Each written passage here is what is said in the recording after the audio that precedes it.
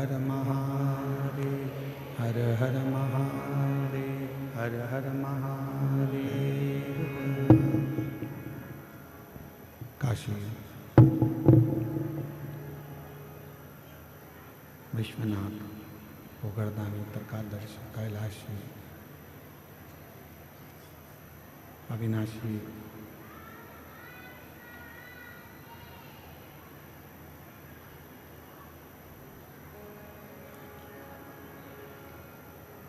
पवित्र पावन भूमि बाबा वैद्यनाथ जी की पवित्र धरा, जहाँ भगवान शिव की कृपा से, करुणा से, उनकी उदारता से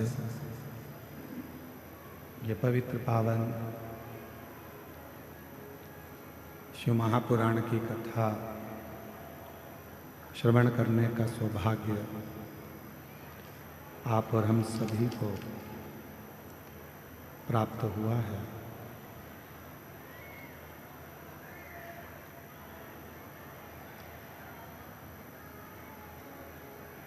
कथा के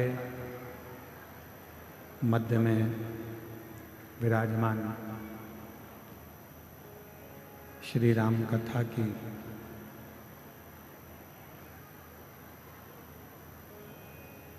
परम रसमय वाचन करने के लिए हमेशा निरंतर भक्तों के मध्य रहने वाली पंडित गौरांगी गौरा जी अयोध्या से एक बार उनके लिए जोरदार ताली बजाकर स्वागत करें। कल आपकी कथा वैद्यनाथ जी के ही नज़दीक में चल रही थी, जो विराम ली। आज आपको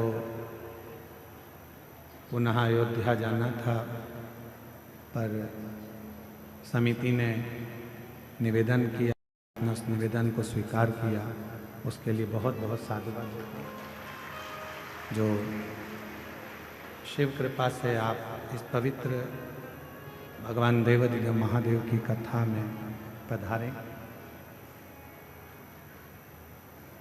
कथा के इस परम आनंदमय यजमान पद को जिन्होंने ग्रहण किया, श्री रमेश रेखा ठकराल जी, मोना ठकराल जी, नरवाना हरियाणा से है। मुख्य यजमान पद आपने ग्रहण किया, एक बार जोरदार ताली बजाकर स्वागत करें। श्री दिनेश गणपति कावरा जी, कावरा परिवार एरंडोल, मुख्य यजमान पद ग्रहण किया, जो घर पर रहकर ही कथा के मुख्य यजमान पद ग्रहण कर रहे हैं। श्री माली राम दर्शन जी, देवी अग्रवाल जी कलकत्ता से हैं, जिन्होंने मुख्य यजमान पद ग्रहण किया है। श्री गिरीश चंद्र स्नेहलता खोसला जी इंदौर से हैं, जो घर पर रहकर ही यजमान पद ग्रहण कर कथा का लाभ ले रहे हैं। श्री गोपाल शंकरलाल जी सोनी जी, प्रेमलता शंकरलाल सोनी जी देवास से हैं, जिन्होंने यजमान पद ग्रहण किया है। श्री अमित रजनी मुदगल जी बीटा अम्बाला से, जो यजमान पद ग्रहण करे हैं। श्री चतुर्वेदी परिवार झांसी से, जिन्होंने यजमान पद ग्रहण किया है। श्री कृष्णलाल जी दयावती गुप्ता जी अम्बाला हरियाणा से, यजमान पद ग्रहण किया है। श्री प्रदीप ममता बंसल जी, श्रीमती कांता बंसल जी दिल्ली से, यजमान पद ग्रहण किया है। श्री मिथिलेश पुष्पा मिश्रा जी धनबाद झारखंड से, यजमान पद ग्रहण किया है। श्री ध्रुव सिंह, आरती सिंह, एकता सिंह, भानु प्रताप सिंह देवघर झारखंड से 4 दिवस के लिए आपने यजमान पद ग्रहण किया है। श्री लोकनाथ लता मालाकर जी रायगढ़ छत्तीसगढ़ से 1 दिवसीय यजमान पद ग्रहण किया है। श्रीमती अंजू संजीव चावड़ा जी दिल्ली से 1 दिवसीय यजमान पद ग्रहण किया है। श्री दिनेश विजय लक्ष्मी जी, मनोज जी हर्ष जी जयपुर से 1 दिवसीय ऑनलाइन यजमान हैं। श्री कमलेश प्राची दुबे जी भोपाल से 1 दिवसीय ऑनलाइन यजमान हैं। श्रीमती नीलिमा निनंद देशमुख जी संभाजी नगर से 1 दिवसीय ऑनलाइन यजमान हैं। श्रीमती उर्मिला गनेनीवाल समस्त परिवार चेन्नई से 1 दिवसीय यजमान पद ग्रहण करे हैं ऑनलाइन। श्रीमती सुनीता सतीश शर्मा जी कानपुर से 1 दिवसीय ऑनलाइन यजमान पद ग्रहण करा है। श्रीमती प्रभावती संजीव कुमार राधाकृष्ण माने जी आलंदी कर्नाटक से 1 दिवसीय ऑनलाइन यजमान पद ग्रहण किया है। श्री मोहन कुमार नीलम सिंदल जी ग्वालियर से 1 दिवसीय ऑनलाइन पद यजमान पद ग्रहण किया है। श्री मुकेश बिंदल श्वेता बिंदल जी ग्वालियर से 1 दिवसीय ऑनलाइन यजमान पद ग्रहण किया है। नीलम गुलाटी जी गाजियाबाद से 1 दिन का यजमान पद आपने ग्रहण किया है। सभी यजमानों को जोरदार ताली बजाकर उनका साधुवाद, वंदन, अभिनंदन, जिन्होंने इस पवित्र पावन कथा का लाभ लिया और अपने पूर्वजों को कृतार्थ किया। और तेरी कृपा बिना न एक भी अणु लेते श्वास तेरी कृपा से तनु तनु बखान क्या करूं मैं राखों के ढेर का चपटी बहुत में खजाना कुबेर का। हे गंगाधर मुक्ति द्वार ओमकार तू बोले ओमकार तू आयो शरण तिहारी शंभु तार कर तू। बखान क्या करूं मैं राखों के ढेर का चपटी भगोत में खजाना कुबेर का। हे गंगाधर मुक्ति द्वार ओमकार तू भोले ओमकार तू आयो शरण तिहारी शंभु तार तार तू। शिव कथा कहती है, भगवान शंकर का सब बात कहता है, शिव महापुराण वर्णन करती है। कल कथा में कहा था कि मानव का शरीर प्राप्त कर लेना या मानव का शरीर मिल जाना। मनुष्य का शरीर प्राप्त कर लेना या मिल जाना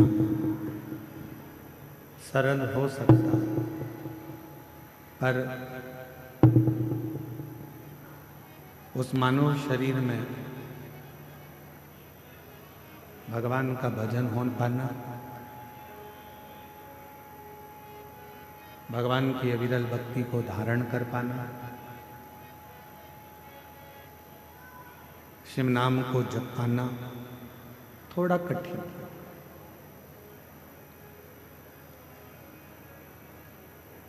दुनिया में धन वाले बहुत होंगे, आप भी जितने बैठे हो किसी के पास धन की कमी नहीं है, संपदा की कमी नहीं है, वैभव की कमी नहीं है।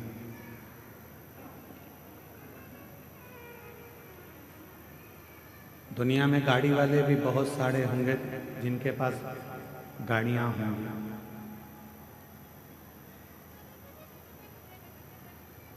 दुनिया में बंगले वाले भी बहुत होंगे जिनके पास में बंगला होगा, वैभव होगा, बहुत प्रॉपर्टी होगी, जमीन होगी। गाड़ी वाले, रिक्शे वाले, धन वाले, संपदा वाले, वैभव वाले, बंगले वाले, जमीन वाले ढेरों होंगे, पर इस संपूर्ण दुनिया में पुण्य वाले बहुत कम होंगे, जिनके पास पुण्य होगा।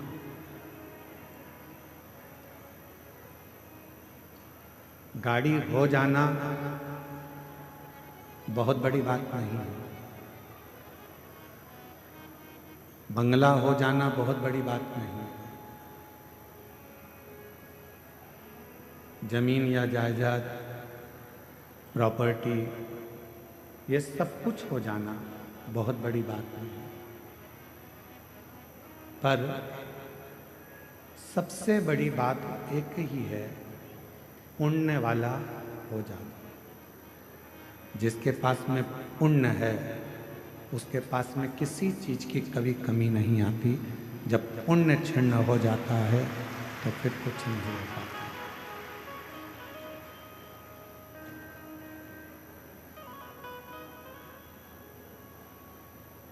दुनिया की दृष्टि में लगता है कि जितने लोग कथा में आकर बैठे हैं,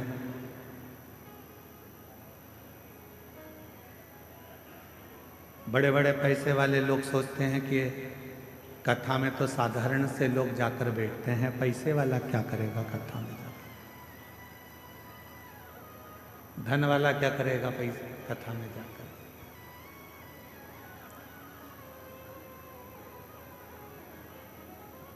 खूब गाड़ी के मालिक सोचते हैं कि हमारे पास में इतनी गाड़ी है तो हम कथा में जाकर क्या करें। जिनके पास ढेरों जमीन है वो भी यही सोचते हैं कि हम कथा में जाकर क्या करें। पर उन्हें कौन समझाए, तुम्हारे पास में गाड़ी तो बहुत है, बंगले बहुत हैं, सत्ता और वैभव बहुत है, पर तुम्हारे पास में पुण्य नहीं है, इसलिए तुम कथा तक नहीं पहुंच पाए।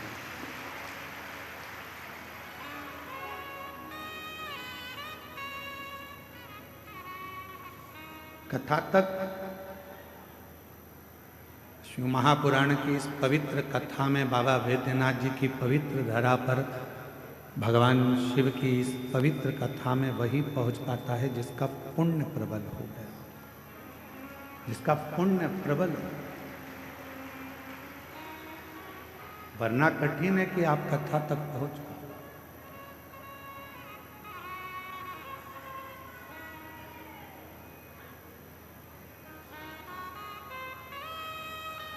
आप सबके पास में, सबके घर में ओढ़ने के लिए कम्बल भी है और बिछाने के लिए गादी भी है। बोलो है कि नहीं है? जम के बोलो, है ना?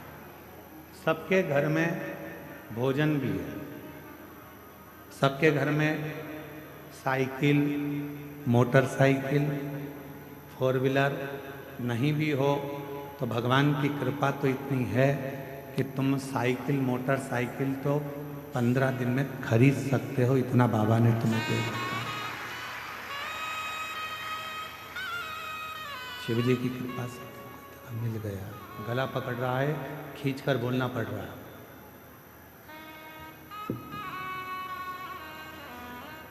पंद्रह दिन में तुम मोटरसाइकिल भी खरीद सकते हो, वैभव भी तुम्हारे घर में सब है, गादी भी है, ओढ़ने का भी है, तकिया भी है, भोजन भी है, सब कुछ। सारी वैभव सत्ता तुम्हारे घर में है। इसके बाद भी आप शिव महापुराण की कथा में एक दरी पर, चटाई पर सो रहे हो, चद्दर ओढ़ रहे हो, कम्बल ओढ़ रहे हो, पत्थर नीचे से गड़ रहे हैं, भोजन मिला वो तुमने पा लिया, बैठकर भजन करा, स्मरण करा, तो क्या तुम्हारे घर में कोई चीज की कमी है क्या? नहीं, तुम्हारे घर में सब कुछ है। पर तुम यदि कथा के पंडाल तक पहुँचे हो, बाबा वैद्यनाथ जी ने तुमको अगर यहाँ तक बुलाया है तो ये निश्चित है वैभव से ज़्यादा तुम्हारा पुण्य प्रबल था, इसलिए तुम यहाँ कथा के पंडाल तक पहुँचे। ये तुम्हारा पुण्य है।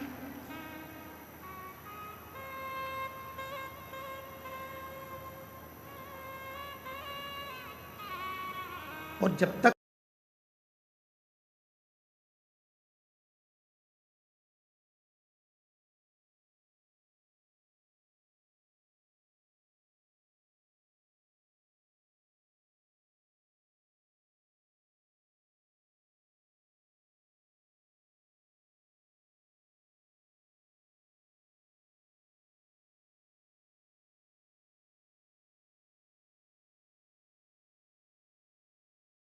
जमीन जायदाद वैभव सत्ता कुछ भी हो आपके पास, और शंभु शरणे बड़ी मारू घड़ी दुख काटो दया करीने दर्शन आपो। ओ शंभु शरण पड़ी मांगो घड़ी रे घड़ी दुख काटो दया करीने दर्शन आपो। तो हो, गाड़ी तुम्हारे पास हो, बंगला तुम्हारे पास में हो, वैभव तुम्हारे पास में, सत्ता तुम्हारे पास में हो, तुम्हारे पास में जमीन हो, जायदाद हो, सब कुछ तुम्हारे पास में हो, पर इन सबसे ज़्यादा जरूरी है आपके पास में आपका पुण्य होना। पुण्य नहीं है तो फिर आपका वैभव, आपकी गाड़ी, आपका बंगला किसी काम का नहीं। जैसे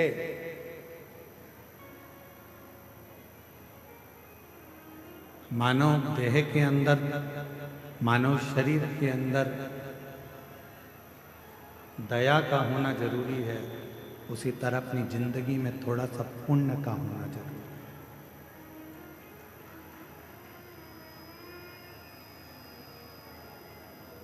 और वो पुण्य ही हमें परमात्मा तक लेकर जाता है, वो पुण्य ही हमें सत्संग तक लेकर जाता है, वो पुण्य ही हमें सद्गुरु की शरणागति तक लेकर जाता है। एक बात, फ्लाइट में सफर करो तो वहाँ जब आप बैठ जाते हैं और फ्लाइट उड़ने वाली रहती है, तब वो दीदियाँ कहती हैं कि सीट बेल्ट बांध लीजिए।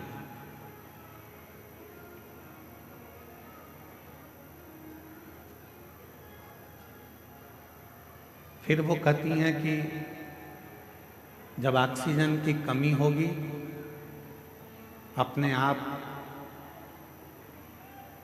ऑक्सीजन लेने के लिए कैप नीचे आएगा, आप उसको लगा लीजिए, पर दूसरे को सहायता देने से पहले उस ऑक्सीजन कैप को आपको लगाना पड़ेगा।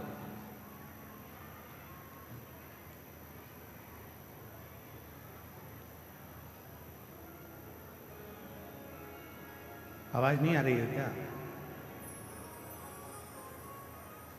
उस ऑक्सीजन कैप को पहले अपने को लगाना है, फिर दूसरे की सहायता करना है। डिले कम कर दो, गूंज रहा है तुम लोग।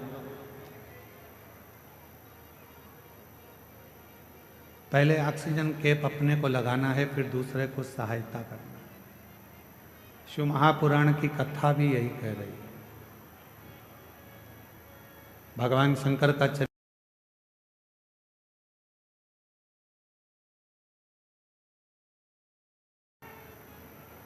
भगवान शिव के मंत्र जाप का उच्चारण करिए, श्री शिवाय नमस्तुभ्यं। पहले स्वयं भगवान के मंदिर में एक लोटा जल चढ़ाना प्रारंभ करिए, शिवलिंग तक पहुंचना प्रारंभ करिए। पहले स्वयं भगवान की अविरल भक्ति को प्राप्त करने का प्रयास करिए। पहले स्वयं शिव महापुराण की कथा तक पहुंचने का प्रयास करिए। फिर जब देव अधिदेव महादेव की शरणागति आपको मिल जाए, जब बाबा देव अधिदेव महादेव आपके दुखों को काट दें।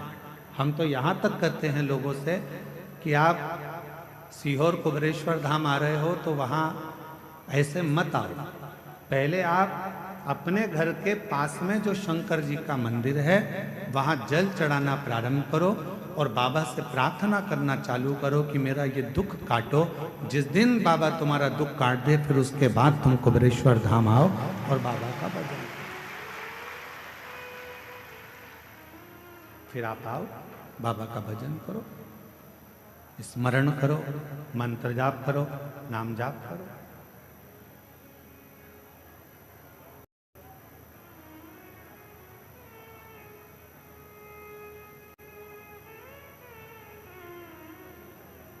आपकी और हमारी आदत क्या है?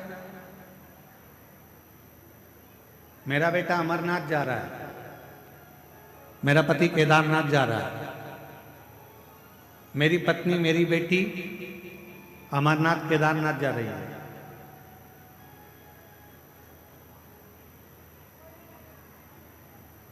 फिर उस बेटा बेटी से पूछो, क्यों तुम अपने घर के पास में कभी नजदीक वाले शंकर जी के मंदिर गए हो? नहीं, हम कभी नहीं गए। अब ईमानदारी से बोलो, जब तुम पास की पास में शंकर जी का शिवालय है, पास की पास में शंकर जी का मंदिर है, वहां एक लोटा जल चढ़ाने नहीं गए और केदारनाथ और अमरनाथ में भगवान को ढूंढने जाओगे तो बाबा भोलेनाथ मिलेगा? और हमारी बात बिल्कुल मत मानो, बिल्कुल हमारी बात मानने की जरूरत नहीं है। आप तो महाभारत का चरित्र देखिए। महाभारत के चरित्र में जब युधिष्ठिर, नकुल, सहदेव, अर्जुन, भीम सब भगवान कृष्ण के सामने हाथ जोड़कर खड़े हो गए और कह दिया कि अब हमारा तो पूरा वैभव चलेगा,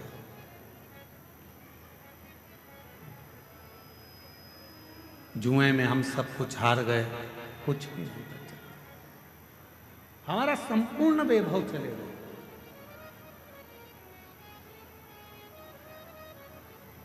जुए में हम सब कुछ हार चुके हैं, हमारे पास में कुछ नहीं, कुछ भी। इस पर्दे को खोल दो ना थोड़ा सा, तो लोग कम से कम पीछे से देख लेंगे, क्या दिक्कत है।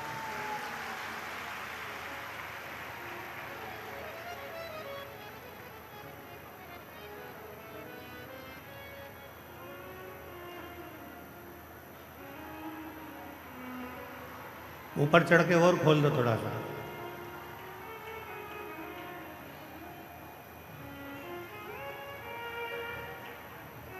पर निवेदन है कि वहां कोई खड़ा नहीं रहेगा, नीचे बैठ के सब सुनना और चुप रहकर सुनना।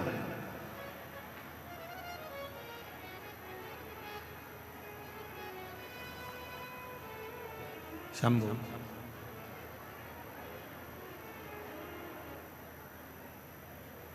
आप हमारी बात को ना मानकर आप तो महाभारत का चरित्र लेकर आओ। गीता प्रेस गोरखपुर के महाभारत का पूरा एक आनंदमय चरित्र को लेकर आइए और उस महाभारत के चरित्र को घर में बैठकर थोड़ा सा पढ़ो।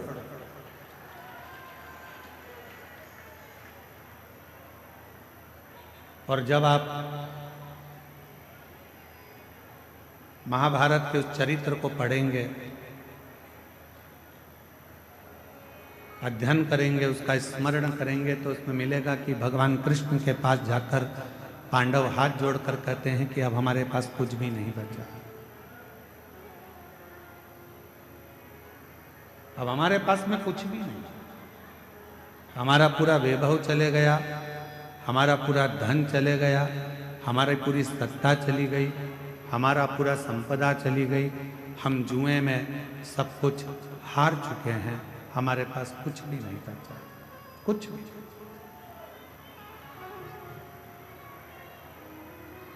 अब हमारे पास में कुछ भी नहीं है तो हम क्या करें?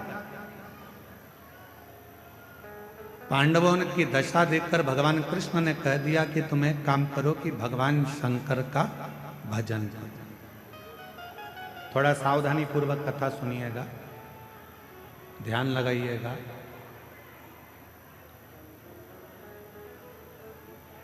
कथा में आपका ध्यान रहे।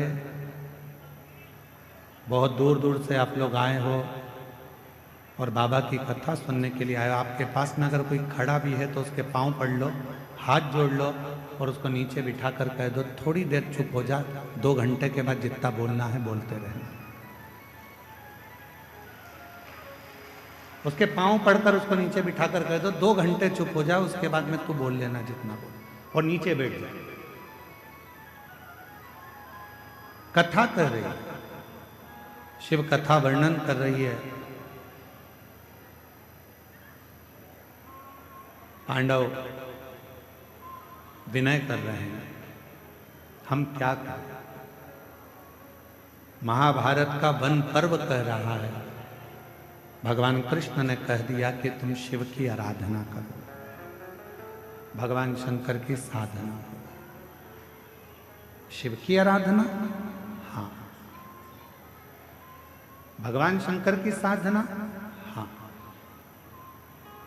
इतने में भीम ने कहा कि एक काम करते हैं, अगर शिव जी की ही आराधना करना है, साधना करना है, और शंकर भगवान यदि हमें सब कुछ दे सकते हैं, तो हम सीधे कैलाश पर चले जाते हैं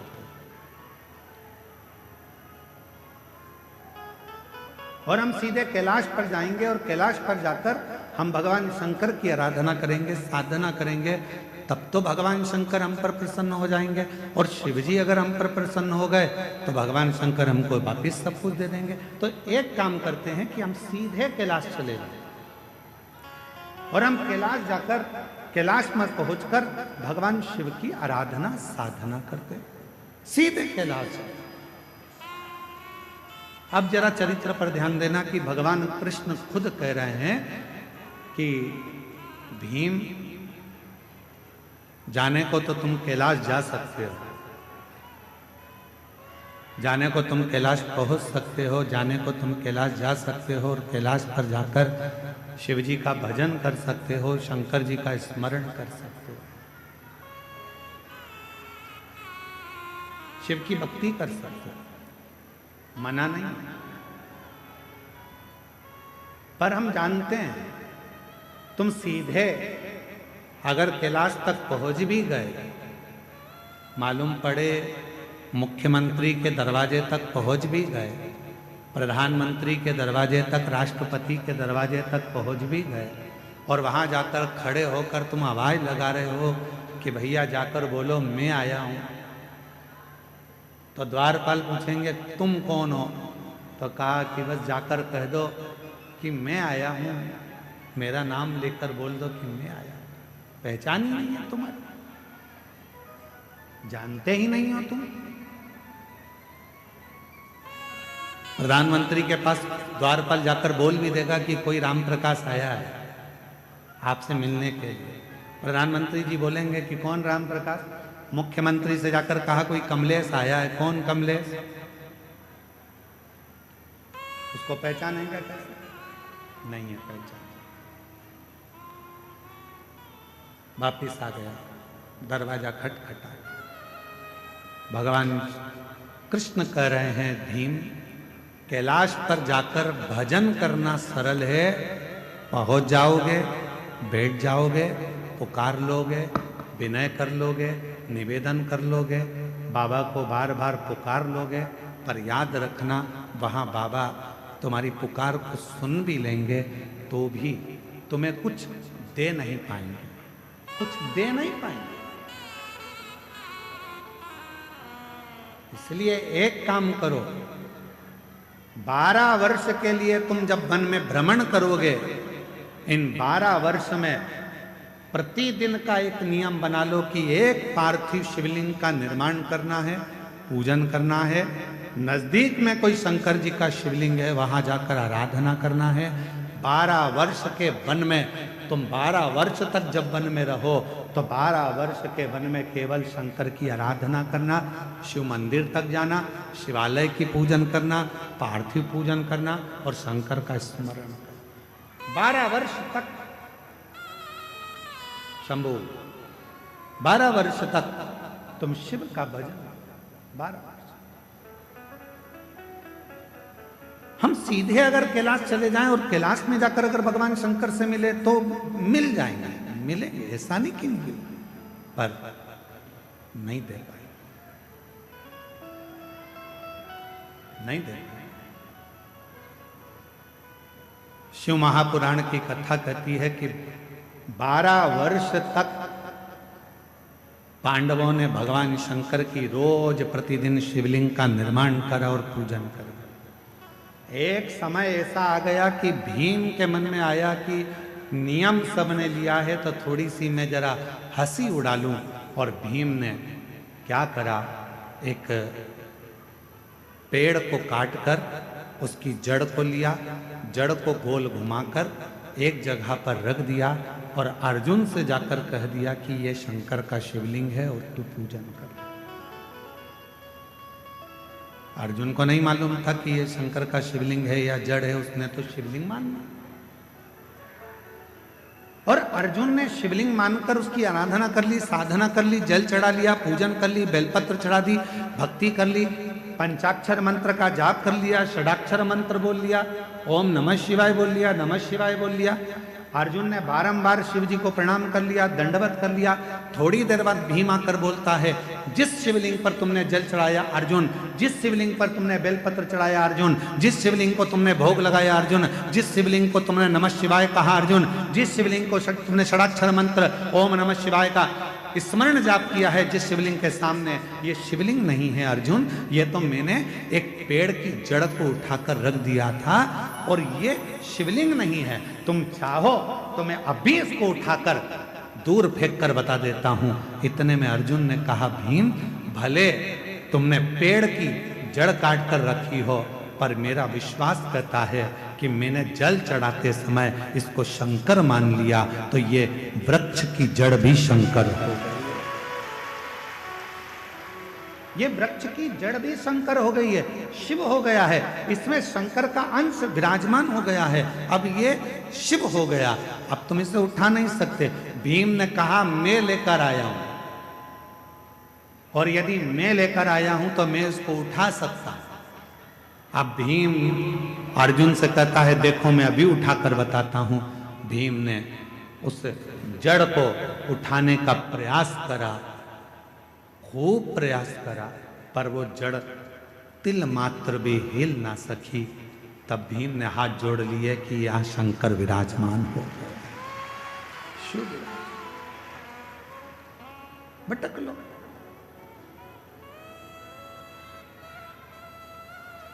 शिव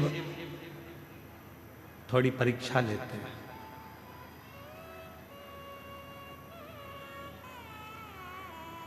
आपने भी पढ़ाई करी है, हमने भी पढ़ाई करी है। आप भी कॉलेज तक पहुंचे हैं, हम भी कॉलेज तक पहुंचे। जब छोटी एग्जाम होती थी स्कूल में, त्रैमासिक 3 महीने की, 6 मासिक, बोलो सही है, 6 महीने की, और इसके बाद 12 मासिक 12 महीने की एग्जाम होती थी, परीक्षा होती थी। छोटी एग्जाम 3 महीने में हो जाती थी, फिर 6 मासिक, इसके बाद में 12 मासिक परीक्षा, वार्षिक परीक्षा हो जाती थी। धीरे धीरे जब हम रोज प्रतिदिन भगवान शंकर के मंदिर में 1 लोटा जल चढ़ाते हैं, तो धीरे धीरे मेरा भोले बाबा आपकी रोज थोड़ी थोड़ी परीक्षा लेता रहता है, और उन परीक्षा में हमको पास करते रहता है। और एक बार जब हमारी जिंदगी की पूर्ण परीक्षा हो जाती है, तो मेरा भोलेनाथ फिर वार्षिक परीक्षा का रिजल्ट तुम्हारे हाथ में दे देता है। फिर मेरा शिव, मेरा शंकर, मेरा उभरदानी, त्रिकालदर्शी, फिर वो रिजल्ट तुम्हारे हाथ में देता।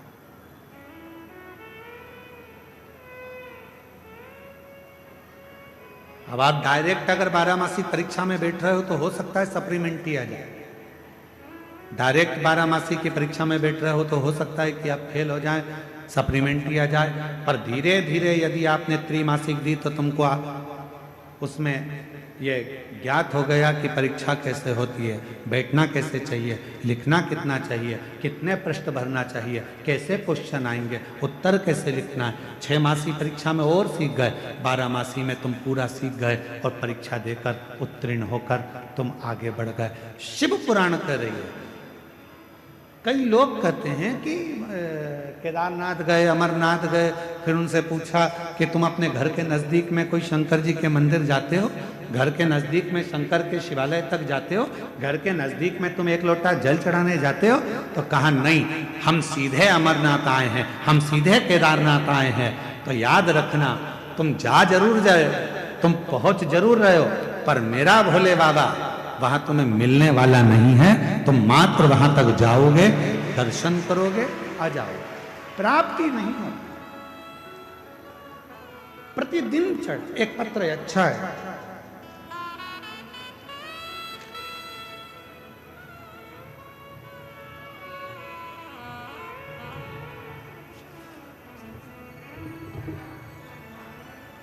मेरा नाम वंदना देवी है। मैं बिहार के बेगूसराय जिले से हूँ। कहीं बैठी हो तो हाथ हिला सकती हैं। वंदना देवी बिहार के बेगूसराय जिले से है। कहीं बैठी हो तो हाथ हिला सकती हैं। आप ही हैं? हाथ हिला दो सर। आ जाइए, एक बेलपत्र ले जाइए। मैं बिहार के बेगूसराय जिले से आई हूँ। एक लोटे जल का मैं क्या वर्णन करूं गुरुदेव। पत्र को आप लोग एलईडी पर पढ़ सकते हो, हमारे साथ में जो एलईडियां लगी हैं आस्था चैनल पर चल रहा है, पत्र साथ में पढ़ सकते हो। एक लोटे जल का मैं क्या वर्णन करूं बाबा, मुझे क्या नहीं दिया, मुझे वो सब दे दिया जिसका मुझे आस नहीं था। गुरुदेव, मेरे पति का इलेक्ट्रॉनिक का शोरूम था। एक दिन सुबह में हमें पता चला कि हमारे दुकान में शॉर्ट सर्किट की वजह से आग लग गया था। गुरुदेव, करोड़ों रुपए का नुकसान हो गया। हम लोग जीरो पर आ गए। फिर मेरे पति को टेंशन होने लगा, जिसके कारण मेरे पति बहुत बीमार रहने लगे। एक आदमी घर पर आया देखने, मेरे पति को फिर बोला कि ऐसे बैठने से तबीयत और खराब होगा, आप फिर से दुकान खोल लीजिए। गुरुदेव, मेरे पति बोले उतना पैसा मैं कहाँ से लाऊंगा। वो आदमी बोला किसी तरह से पैसा का इंतजाम कीजिए। कुछ पैसा मेरे परिवार वालों ने दिया, कुछ पैसा लोन से ले लिया। फिर उस आदमी को हमने 25 लाख रुपए दे दिए। उस आदमी को हमने 25 लाख रुपए दे दिए। वो आदमी बोला कंपनी में रुपया भेज दिया है, 10 दिन में आपका माल आ जाएगा। गुरुदेव, मेरे पति ने तब तक दुकान तैयार कर लिया, ना ही माल आया ना ही पैसा आया, और पता चला कि वो मोबाइल ऑफ कर फ्रॉड निकला और उसने पूरा पैसा ले लिया। अब 25 लाख भी चले गए, जो दूसरों से मांगे थे, लोन पर लिए थे, वो भी चले गए। गुरुदेव, मेरे पति टेंशन में बीपी बढ़ गया, शुगर बढ़ गया और उनको लकवा मार गया। मेरे पति को पैरालिसिस हो गया, लकवा मार गया। गुरुदेव, दिन भर रोती, पति उठ नहीं पाता, चल नहीं पाता। दुकान में आग लग गई, 25 लाख रुपए कोई फ्रॉड कर ले गया। पूरा पति का शरीर बेकार हो गया। बीपी की गोली खाता रहते, पति पलंग पर पड़े रहते, क्या करते। तभी मन में आया कि पति, मैं और बच्चे सब आत्महत्या कर लें, और ऐसा विचार कर आत्महत्या का विचार करा। उसी समय पर बस रात को करने वाले थे कि सुबह के समय पर टीवी चालू करी और उस टीवी पर आपकी कथा आ रही थी। उस कथा में आपने कह दिया एक लोटा जल सारी समस्या का हल, बस वो सुन लिया। गुरुदेव, वो सुनकर उसी क्षण शंकर जी के मंदिर में जाकर खूब रोई, एक लोटा जल चढ़ाया, घर आई। इतनी देर में पास की दीदी, मैं उनको देवरानी कहती थी, वो आई। उन्होंने बताया सियोर वाला महाराज कहता है पशुपतिनाथ का व्रत कर, अगर पशुपति व्रत करा तो निश्चित है बाबा सुनेगा। मैंने पशुपतिनाथ का व्रत किया। पड़ोसी से थोड़ा सा पैसा मांगकर मैं सीहोर चली गई। सीहोर में जाकर वहां कंकर की पूजन करी, कंकर उठाकर लेकर आ गई। जिस दिन से कंकर लाई उस दिन से उसकी पूजन करने लगी, कुबेरेश्वर बाबा को नमन करने लगी, श्री शिवाय नमस्तुभ्यम बोलने लगी। 2 बार पशुपति व्रत करा। बाबा ने ऐसी कृपा करी कि मेरे पति को एक व्यापारी ने उधार में माल दिया और बाबा की कृपा से मेरा शोरूम वापिस भरा गया। धीरे धीरे मेरे की तबीयत ठीक हो गई। बाबा की ऐसी कृपा हुई कि जो गया था, मेरे बाबा की कृपा से आज बाबा ने फिर करोड़पति बना दिया। ये शिव है। बाबा, क्या कुबेरेश्वर धाम का कंकर इतना फल देता है? हम निवेदन करेंगे, वो कंकर नहीं, वो कुबेरेश्वर धाम का शंकर है, जिसको आप लेकर आते हो विश्वास के साथ, श्रद्धा के साथ, आस्था के साथ, फिर पुनः मुझे वही विराजमान कर। और जो जैसी भावना लाया वो वैसा ही फल पाया, नहीं खाली उसे लौटाया, वो मन ही मन हर्षाया, और कर दिया माला माल काशी वाले ने, लुटा दिया भंडार काशी वाले ने, लुटा दिया भंडार काशी वाले ने, कर दिया माला माल काशी वाले। आप जिस भावना से, तो निवेदन, उस बहन ने लिखा, सबसे पहले टीवी पर सुनकर मैं एक लोटा जल भरकर, रात को तो हम कुछ करने वाले थे, पर सुबह दोपहर में जब कथा सुनी, एक लोटा जल भरकर मंदिर चली गई। और शिव के मंदिर में फिर वही बात है, एक लोटा जल सारी समस्या का हल। जब एक लोटा जल लेकर आप देव अधिदेव महादेव के पास जाओगे, तो निश्चित है वो एक लोटा जल तुम्हारे चित्त को और तुम्हारे चरित्र को बदल कर रख देगा, ये निश्चित है। वो एक लोटा जल तुम्हारे चित्त को बदलेगा, तुम्हारे चरित्र को बदलेगा। जब तुम्हारा बुद्धि, तुम्हारा चित्त, तुम्हारा मन अपने आप बदल जाएगा। शंकर के मंदिर जाओगे, शिव जी राहें खोलना प्रारंभ करेंगे, मार्ग खोलना प्रारंभ करेंगे। तुमने शिव का मार्ग पकड़ा तो शिव भी तुम्हें कोई अच्छा मार्ग पकड़ाकर उस मंजिल तक पहुंचाने का प्रयास करें। मंजिल तक।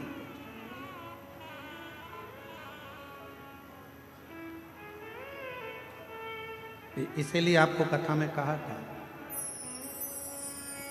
वो लाइन तो आपको भी याद होगी, ऐसे दयालु नाथ, सब बोलो सब, रिश्ता बनाए,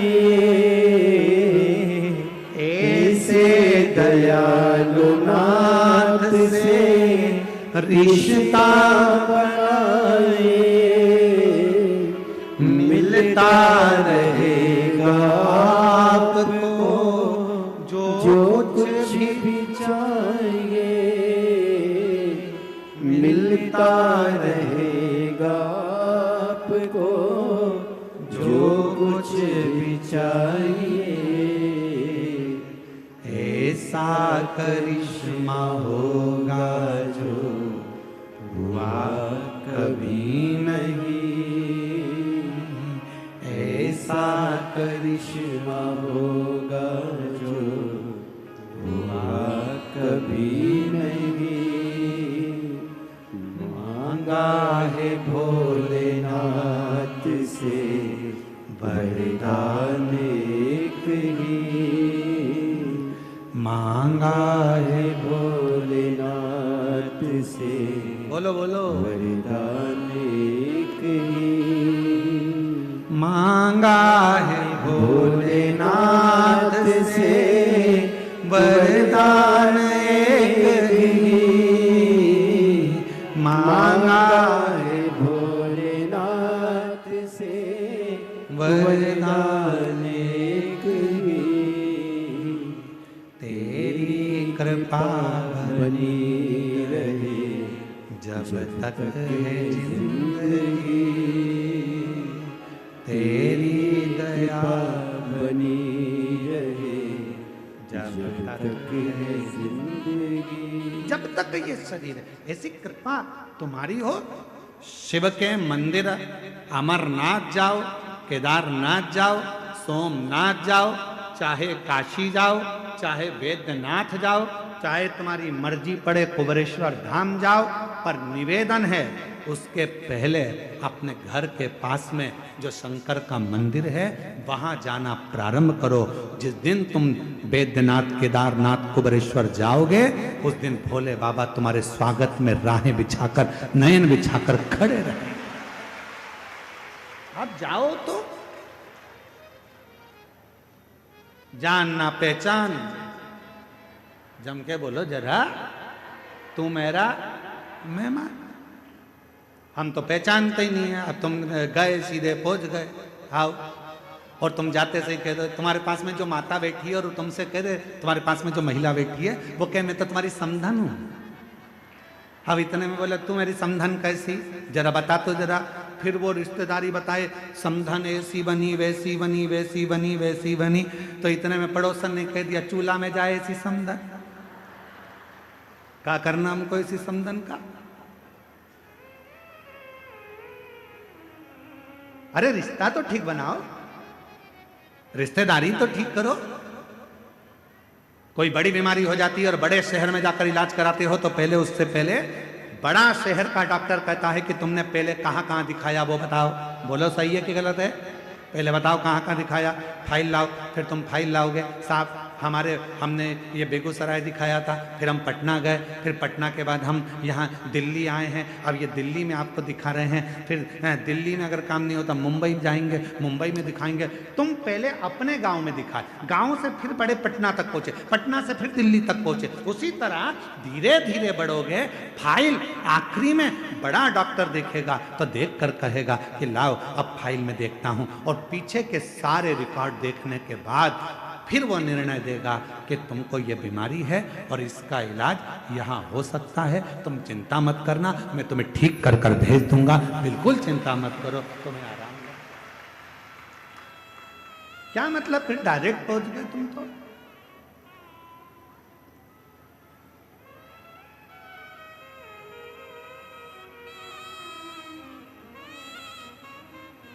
बिहार के कितने लोग बैठे हैं? बिहार के हाथ उठाओ जरा। वो धर लो दादा, धर लो, वापिस धर लो, तुम तो सब वापिस वापिस। झारखंड के कितने बैठे? जरा हाथ उठाओ। अरे तुम भी रख लो, नीचे रख लो, तुम धरो नीचे, वापिस वापिस। अच्छा ये बात बताओ कि चुनाव करके डायरेक्ट आ गए हो क्या? अब वोटिंग डाले और चल दिए यहाँ।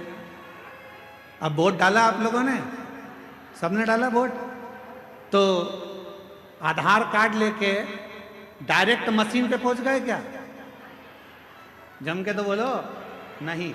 पहले आधार कार्ड बाहर वाले को दिखाया, बाहर वाले ने फिर अंदर वाले को, एक टेबल पे गए, फिर दूसरे वाले के पास, बोलो बोलो सही है, दूसरे वाले के पास, फिर तीसरे वाले के पास गए, फिर वहां निशान लगाया, निशान लगाने के बाद फिर तुम्हें अंदर भेजा, फिर जाकर तुमने मशीन का खटका दबाया। अगर तुम डायरेक्ट पहुंच जाते तो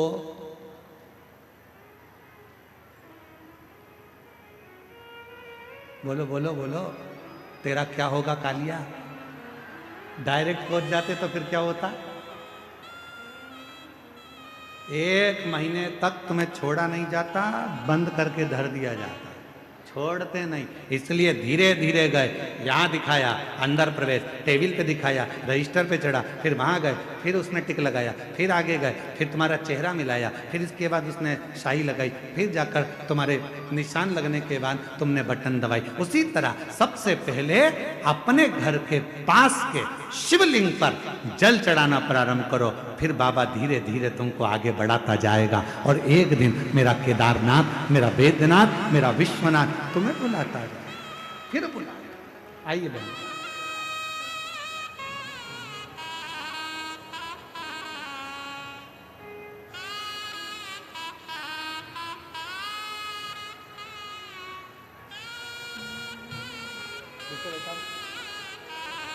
ऐसे दयालु नाथ से रिश्ता बनाए। पूरा इलेक्ट्रॉनिक का शोरूम जल गया था। एक व्यक्ति आया, उसने कहा कि 25 लाख का मैं माल भर दूंगा। परिवार से मांग कर और लोन लेकर 25 लाख दिए, वो लेकर चले गया, मोबाइल बंद कर लिया। दर दर भटकती रही। पति पूरा शरीर पैरालिसिस में हो गया, पलंग पर गिर गया। तब विचार करा कि अब शरीर छोड़ दें पूरे घर के लोग। रात को प्लान था, सवेरे शंकर के मंदिर कथा सुनकर चली गई और बाबा ने ऐसा हाथ पकड़ा कि आज बाबा ने वापिस जहीं पर थी वहीं पर ले जाकर बिठा। ऐसे दयालु नाथ से रिश्ता बनाए, ऐसे दयालु नाथ से रिश्ता बनाए। बाबा की जब कृपा हो, करुणा हो, उदारता, धीरे धीरे चलो। पहले शिव जी के मंदिर जाना चलो, चालू करो। शंकर के मंदिर में 1 लोटा जल चढ़ाना प्रारंभ करो, फिर बाबा परीक्षा लेगा, फिर धीरे धीरे आगे बढ़ाएगा। और बढ़ाते बढ़ाते बढ़ाते बढ़ाते एक दिन तुम्हारा दुख, तुम्हारी तकलीफ, तुम्हारा कष्ट धीरे धीरे काटना प्रारंभ करेगा। अभी हमारे वो श्री रमेश रेखा ठकराल जी, मोना ठकराल जी, नरवाना हरियाणा से मुख्य यजमान है। मोना जी अभी जब यहाँ पूजन करने आई थी तो ये बेटी कह रही थी, गुरुजी बाबा वैद्यनाथ जी से इतना जरूर कह देना हमारी तरफ से कि जब फरवरी में कुबेरेश्वर धाम पर रुद्राक्ष उत्सव हो तो हमको वापिस जजमान बनाते, ऐसी बाबा से प्रार्थना करना। बना दिया, बधाई हो आपको। बहुत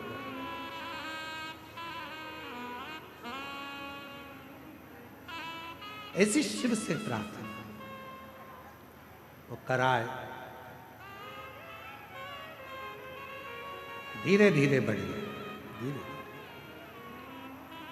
भजन करते करते, भगवान का मंत्र जाप करते करते, नाम जाप करते हुए, स्मरण करते हुए आगे बढ़ो। सीधे नहीं। भीम ने तो ये सोच लिया था कि मैं कैलाश जाऊंगा, भगवान शंकर की आराधना करूंगा, शिव जी से आराधना कर कर मेरा खोया हुआ जितना राज्य है, जो खोया हुई संपदा है, जो मेरा पूरा राज्य चले गया, सब कुछ खो गया, उसको मैं वापस प्राप्त कर लूंगा। पर नहीं, नहीं, भगवान कृष्ण ने कहा ऐसा मत करो। रोज पार्थिव पूजन करो, रोज शिव जी के मंदिर में 1 लोटा जल चढ़ाओ, रोज शंकर का भजन करो। रोज हम क्यों कहते हैं कि अपने घर के दरवाजे पर श्री शिवाय नमस्तुभ्यम लिख दो, अपने घर के दरवाजे पर एक स्टिकर ले जाकर चिपका दो, गाड़ी पर एक स्टिकर चिपका दो श्री शिवाय नमस्तुभ्यम का, दरवाजे पर चिपका दो। क्यों? जब कोई दुख की खबर आ रही होगी, कोई तकलीफ की खबर आ रही होगी, जो खबर देने वाला होगा सामने खड़ा होगा, दरवाजा बंद होगा, जितनी देर खड़ा रहेगा ऊपर लिखा हुआ श्री शिवाय नमस्तुभ्यम पड़ेगा। जब आप दरवाजा खोलोगे तो वो दुख की खबर भी अच्छी खबर में बदल जाएगी और आपके जीवन में खुशी।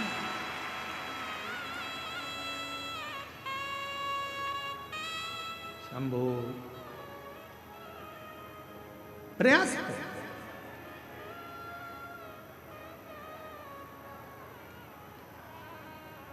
जब आप भजन करें, स्मरण करें, मंत्र जाप करें, नाम जाप करें, नाम कीर्तन करें, जब आप श्री शिवाय नमस्तुभ्यम मुख से बोलें तो ये विचार करें कि हमें धीरे धीरे बढ़ना है, धीरे धीरे। कितना तप किया था माता पार्वती जी ने? सब कुछ छोड़ दिया था, सब कुछ त्याग दिया। एकदम मेरी माता पार्वती जी ने कुछ नहीं त्यागा। मेरी माता पार्वती जी ने त्यागा था तो धीरे धीरे त्यागा था। पहले भोजन त्यागा एक समय का, फिर फलहार लिया, फलहार त्यागा, फिर पत्तों का सेवन करा, वो भी त्याग दिया, फिर केवल श्वास लेती थी, वो भी धीरे धीरे छोड़कर नासिका के एक छिद्र से माता श्वास लेती और उसी छिद्र से छोड़ देती। और एक समय ऐसा आ गया कि मां पार्वती जी ने नासिका के एक छिद्र से श्वास ले तो ली, पर उसे छोड़ती ही नहीं, उसे छोड़ती नहीं। बहुत प्रयास किया, छूट नहीं। तब भगवान शिव को लगा कि ये प्राण त्याग देगी, अब मुझे जाना पड़ेगा, अब मुझे जाना पड़ेगा और मुझे जाकर दर्शन देना पड़ेगा। इसलिए शिव महापुराण की कथा कहती है, शंकर भगवान पर जल चढ़ाने वाला, शिव के मंदिर जाने वाला, शंकर की कथा श्रवण करने वाले को भगवान देवाधिदेव महादेव उसके चित्त और उसके चरित्र को शुद्ध कर देते हैं। और जिसका चित्त और चरित्र दोनों शुद्ध हो जाता है, फिर देवाधिदेव महादेव मिलने में देरी नहीं करते। मेरे ओघड़दानी मिलते जरूर हैं जब चित्त और चरित्र श्रेष्ठ हो गए।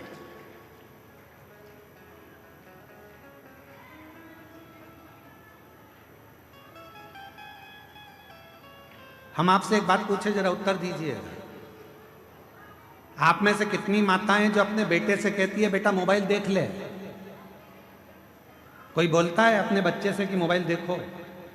बच्चा अपने आप मोबाइल उठाता है, देखना चालू कर देता है।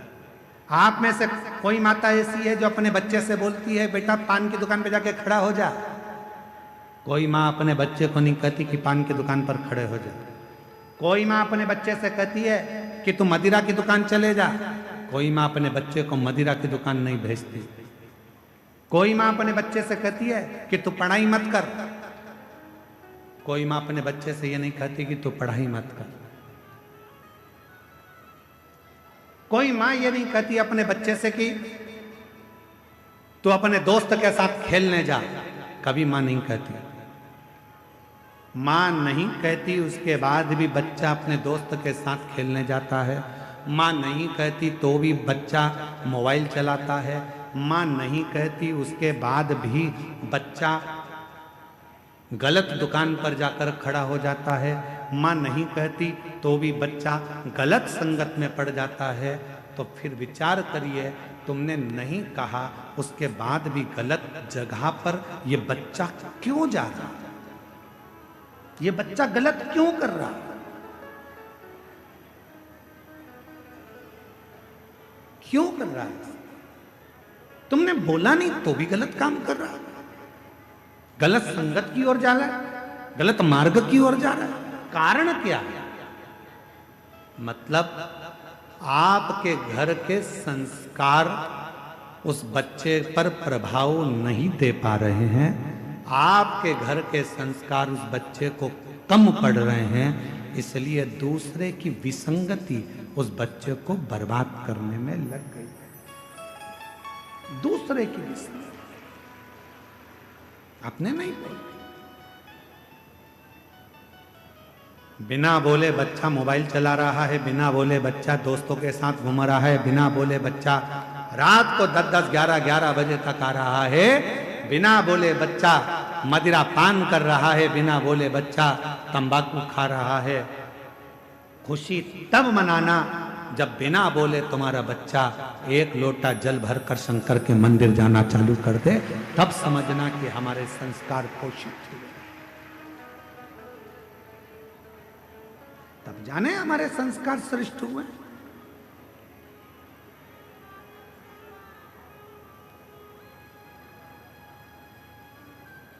अभी दीदी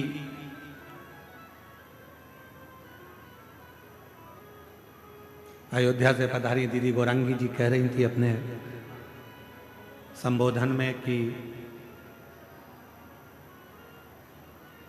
मेरे भी माता पिता हैं और मैं भी एक माता पिता की बेटी हूं।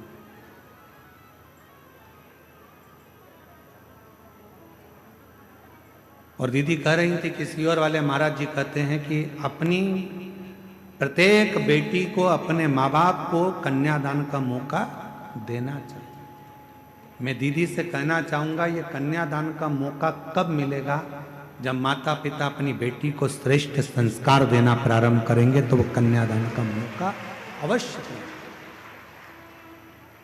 हम मना नहीं करेंगे कि आप खूब अच्छे कॉलेज में बेटियों को पढ़ाओ, हमारी दिली तमन्ना होती है, हमारी खुद की इच्छा होती है कि अच्छे कॉलेज में बेटी पढ़े, अच्छी एजुकेशन करे, बड़े से बड़े शहर में रहे, सब कुछ अच्छी नौकरी करे, अच्छी जॉब करे। पर मेरा बेटियों से निवेदन है, इस संसार सागर में बहुत लोग मिलेंगे, पर तुम्हारे माता पिता जैसा दुनिया में कोई नहीं मिलेगा जो तेरे लिए हमेशा हित ही चाहते हैं, अहित नहीं। सब मिलेंगे, कोई अपना फायदा। अभी जैसे वो बहन ने लिखा, एक व्यक्ति आया कि तुम्हारी दुकान जल गई, तुम 25 लाख रुपए दे दो मेरे को, मैं तुम्हारी दुकान में माल मंगवा कर भेज दूंगा। पति तो पहले से इसमें पड़े, सो तो कहाँ करे। 25 लाख ले गया, मोबाइल बंद कर कर बैठ। ऐसे ढेर मिलेंगे जो तुम्हारा केवल उपयोग करेंगे, थोड़ा धन दिखाएंगे, थोड़ा शरीर दिखाएंगे, थोड़ा वैभव दिखाएंगे और तुम्हें गलत संगति में, विकृतियों में लेकर जाएंगे। और एक दिन जब पूर्ण तरह से तुम उसके चुंगल में आ गए, फिर वो तुम्हें बर्बाद कर कर एक दिन मारकर टुकड़े कर कर अटैची में भरकर फेंक देंगे। बहुत है।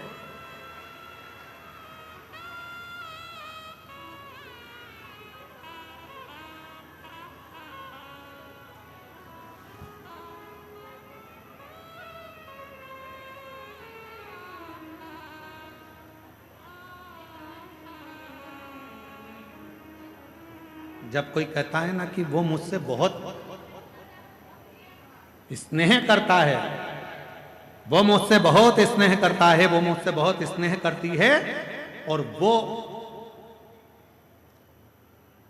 मैंने उसको अपने बातों में, अपने तरीके से उसको अपने काबू में कर कर रखा है। शिव महापुराण की कथा कहती है कि अपने जीवन को ऐसा मत बनाना कि आप किसी के काबू में रहें, आप स्वयं के काबू में रहें। स्वयं एक लाइन याद रखो, मैं चाहे ये करूं, मैं चाहे वो करूं, मेरी।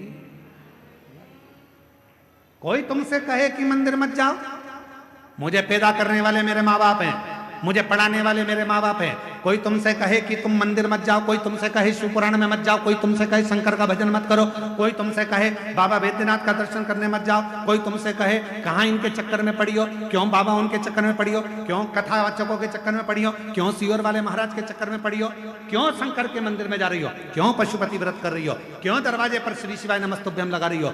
मोहल्ले के लोग, दुनिया के लोग, रिश्तेदार लोग यदि तुम्हारे पास आकर तुम्हें इस तरह का ज्ञान दे तो उनके हाथ जोड़कर कहना, मुझे जन्म देने वाले तुम नहीं हो, मुझे पढ़ाने वाले तुम नहीं हो, मेरी परवरिश करने वाले तुम नहीं हो, मैं मेरे माँ बाप का खाती हूं, अपने विचार से जीती हूं, मैं किसी की सुनती नहीं। क्यों सुने हम, क्यों विचार करें?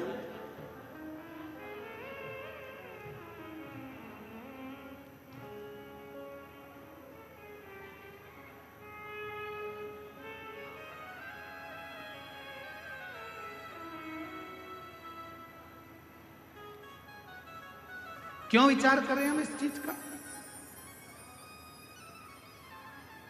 ये सब विचार नहीं, हम किसी के कहने पर नहीं चलते। हम तो बाबा के भरोसे चलते हैं, हम तो बाबा के भरोसे चलते हैं। ये दुनिया वाले जलते हैं, ये दुनिया वाले जलते हैं।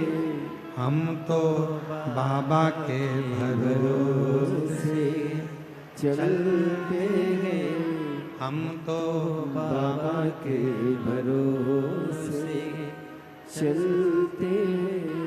डमरू वाले के भरोसे चलते हैं, काशी वाले के भरोसे चलते हैं। देवघर वाले के भरोसे चलते हैं। हम तो बाबा के भरोसे चलते हैं, शंभो बाबा के भरोसे चलते हैं। हम उसके भरोसे चलते हैं, हम किसी के कहने पर नहीं चलते। इसलिए बाबा से निवेदन करते रहो, प्रार्थना करो कि अब दया करो है भोलेनाथ, मस्त रहूं तेरी मस्ती में। अब दया करो हे भोलेनाथ, मस्त रहूं तेरी मस्ती में। अब दया करो है भोलेनाथ, मस्त रहूं तेरी मस्ती में। अब दया करो हे भोलेनाथ, मस्त रहूं तेरी मस्ती में। मेरे सिर पर रख दो अपना हाथ, मस्त रहूं तेरी मस्ती में। ओ मेरे सिर पर रख दो अपना हाथ, मस्त रहूं तेरी मस्ती में।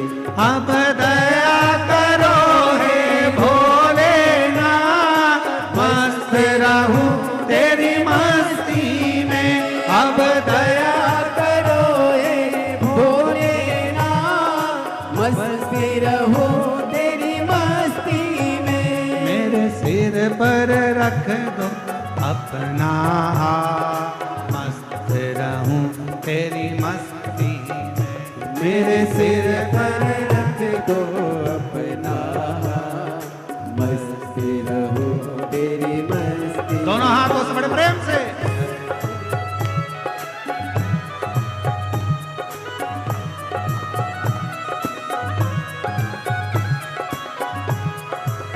जो रोड पर बैठे हैं, बाहर दुकानों पर, गाड़ियों पर, मकानों पर बैठे हैं, वो भी दोनों हाथों से ताली बजाते हुए सावधानी से, आनंद से।